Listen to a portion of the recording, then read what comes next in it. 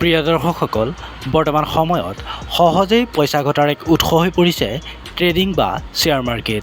আপুনিও বাৰু ট্ৰেডিং বা ষ্টক মাৰ্কেটত পইচা লগাই সহজেই ধনী হ'ব বিচাৰে নেকি? প্ৰিয় দৰ্শকসকল, আপুনিও যদি সঁচাই আনক দেখি ট্ৰেডিং বা ষ্টক মাৰ্কেটত পইচা লগাই সহজেই ধনী হ'ব বিচাৰে, আপোনাৰ বাবে এই ভিডিঅ'টো আগবঢ়ালোঁ।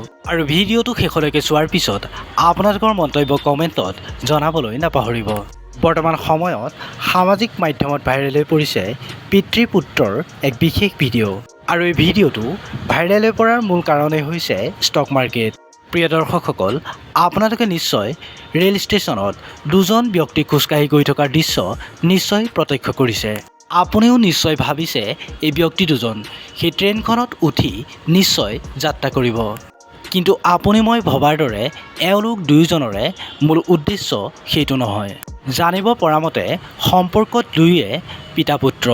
ষ্টক মাৰ্কেটত পইচা লগাই সৰ্বশ্ৰান্ত হৈ এওঁলোক দুয়োৱে সেই সিদ্ধান্ত বাছি ল'লে আত্মহত্যাৰ। বিপৰীত দিশৰ পৰা আহি থকা এখন ট্ৰেইনৰ সন্মুখত পৰি দুয়োৱে নিজকে শেষ কৰাৰ সিদ্ধান্ত বাছি ল'লে পিতা পুত্ৰই।